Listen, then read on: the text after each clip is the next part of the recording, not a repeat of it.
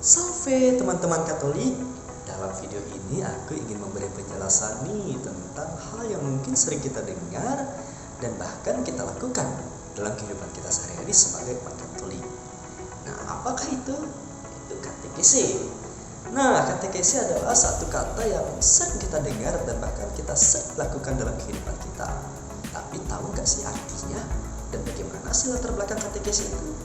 Dalam video ini aku ingin memberi penjelasan tentang apa arti dari katekesi secara etimologi dan bagaimana latar belakang sehingga katekesi ini dapat ada dan sampai sekarang masih kita dengar, bahkan kita lakukan sampai sekarang ini. Untuk itu, mari kita simak videonya. Nah, teman-teman Katolik sekalian, untuk yang pertama kita akan bahas terlebih dahulu apa sih arti dari kata katekesi secara etimologis. Nah, menurut Marinus de Lambanuga, katekesi berasal dari kata kerja dan juga kata benda, yaitu katekein dan katekesis. Akar katanya adalah kat dan eko. Kat artinya keluar atau ke arah luas, dan eko artinya gema atau gaung. Makna profan dari katekesi adalah suatu gema yang diperdengarkan atau disampaikan ke arah luas atau keluar. Nah, apa sih gema atau gaung yang ada di dalam katekesi? Jadi kita mendengar bahwa ada gema dan juga gaung dalam katekesi. Gema dalam katekesi adalah ilmu atau pengajaran yang kita sampaikan kepada orang-orang. Sedangkan gaung dalam katekesi adalah pengajaran yang kita sampaikan kepada orang-orang disampaikan kembali oleh mereka dan disebarluaskan kepada orang banyak.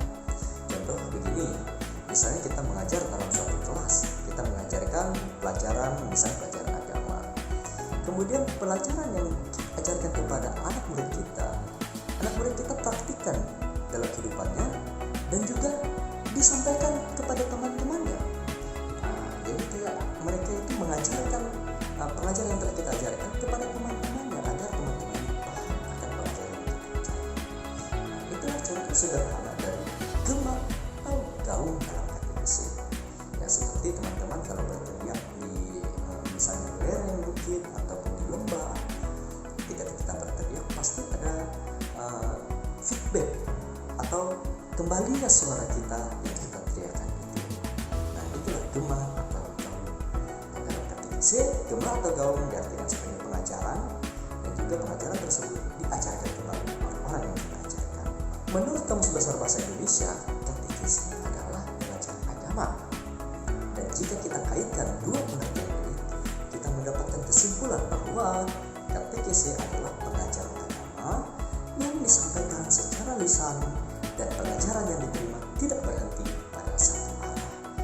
Bisa dikatakan bahwa katekesi ini tidak hanya berhenti pada tema itu saja, tetapi banyak sekali tema yang bisa kita berikan melalui katekesi. Dan katekesi tentunya tidak berhenti pada waktu itu saja, tetapi tetap berlanjut. Bahkan dari zaman dulu katekesi sudah ada. Dan pada poin kedua kita akan membahas latar belakang katekesi, bagaimana katekesi itu bisa ada dan siapa pelopor dari katekesi. Nah, teman-teman, untuk poin yang kedua kita akan membahas latar belakang penyelenggaraan katekesi. Katekesi ada dan katekesi itu terjadi bukan hanya sekedar terjadi begitu saja dan muncul begitu saja, tetapi ada latar belakangnya dan juga ada pelopor yang menjadi cikal bakal atau bisa dikatakan yang membuat katekesi itu ada. Siapa pelopor itu? Itu Yesus Kristus itu sendiri. Nah, dari mana Yesus Kristus bisa menjadi pelopor? Ya, dari momen-momen yang dilakukan, salah satunya yang menjadi dasar katekesi itu adalah yaitu Yesus mengajar. Momen Yesus mengajar merupakan cikal bakal adanya katekesi. Sesuai dengan pengertian dari katekesi bahwa katekesi adalah pengajaran. Nah, apakah ada bukti Yesus mengajar? Tentu ada, teman-teman. Injil Matius bab 7 ayat 28-29 mengatakan, dan setelah Yesus mengakhiri perkataan ini, takjublah orang banyak itu mendengar pengajarannya. Nah, itulah Yesus mengajar dan membuat orang-orang takjub akan pengajarannya. Tidak hanya itu, Lukas bab 4 ayat 32 juga mengatakan, mereka takjub mendengar pengajarannya sebab perkataannya penuh kuasa. Nah, dari kegiatan pengajaran yang dilakukan oleh Yesus, ini merupakan cikal bakal katekesi itu ada. Dan mengapa Yesus mengajar? Ya, karena Yesus adalah guru, teman-teman.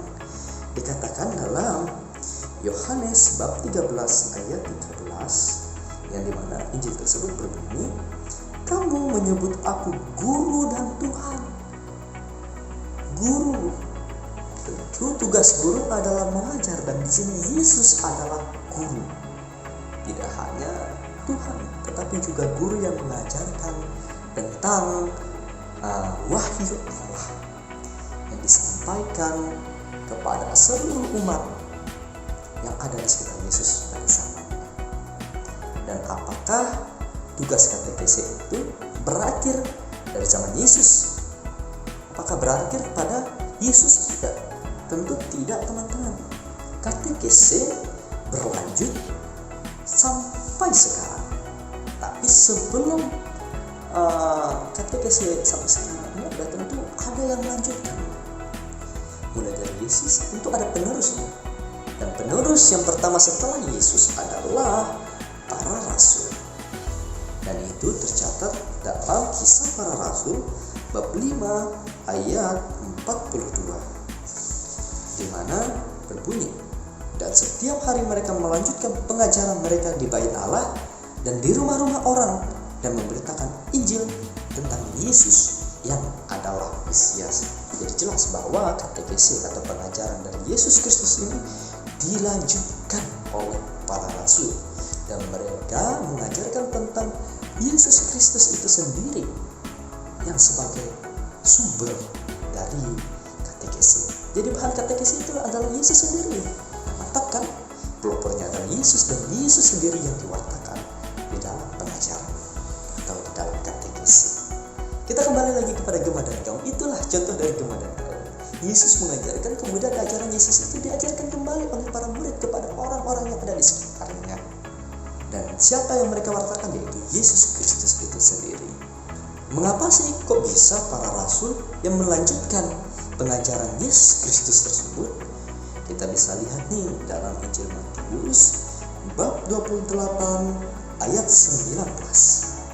Karena itu pergilah, jadikanlah semua bangsa muridku dan baptislah mereka dalam nama Bapa dan Anak dan Roh Kudus. Kemudian dilanjutkan pada ayat 20, dan ajarlah mereka melakukan segala sesuatu yang telah kuperintahkan kepadamu. Jelas di sini Yesus memerintahkan para murid sebelum ia naik ke surga untuk melanjutkan misi Yesus di dunia, yaitu mengajarkan tentang apa yang telah Yesus ajarkan kepada mereka. Apakah setelah era para rasul atau zaman para rasul berakhir, katekesi juga berakhir? Tentu tidak, teman-teman. Katekesi sampai sekarang ini masih sering didengar dan masih ada dan masih sering dilakukan. Siapakah yang melanjutkan katekesi setelah para rasul? Nah, setelah para rasul ada hierarki gereja Katolik yang melanjutkan tugas katekesi. Hierarki atau susunan atau struktur kepemimpinan dalam gereja Katolik terdiri mulai dari paus, uskup, imam, diakon, biarawan-biarawati, dan juga umat dasar. Tapi yang kita tahu bahwa tugas mengajar itu adalah wewenangnya para imam, uskup, paus, dan juga biarawan-biarawati. Tetapi di sini umat dasar atau umat awam juga dilibatkan untuk mengajar atau memberi pengajaran melalui katekesi. Nah, apa sih dasarnya? Nah, dasar yang pertama, secara sakramen kita sebagai orang Katolik legal untuk memberikan pengajaran. Sebab setelah kita dibaptis secara otomatis kita menerima tugas Kristus, yaitu sebagai imam, raja, dan nabi. Tugas pengajaran atau tugas memberikan katekesi terdapat di dalam tugas Kristus, yaitu sebagai nabi. Tentu katekesi yang disampaikan itu adalah wahyu Allah dan juga Yesus Kristus sendiri. Dan dalam pelaksanaan katekese harus berpusat kepada Kristus. Sebab Kristus adalah pelopor dan Kristus adalah yang menjadi bahan kita untuk melakukan katekese, dan kita sebarkan kepada seluruh umat yang ada di sekitar kita. Karena di dalam katekese ada misi gereja, yaitu memberikan keselamatan kepada seluruh umat manusia, yaitu melalui pengajaran. Tetapi dalam pengajaran tersebut kita tidak hanya sekedar mengajar, tapi juga memberi pembinaan kepada mereka. Jadi selain kita memberikan ilmu, kita juga memberi pengarahan atau bimbingan melalui tindakan-tindakan kita yang baik. Selain itu juga ada dasar kanunnya, yaitu dalam kanun 776, di mana di situ dijelaskan bahwa umat awam pun diminta oleh pastor paroki untuk terlibat dalam karya misi atau perutusan melakukan pengajaran kepada umat-umat yang ada di sekitar kita.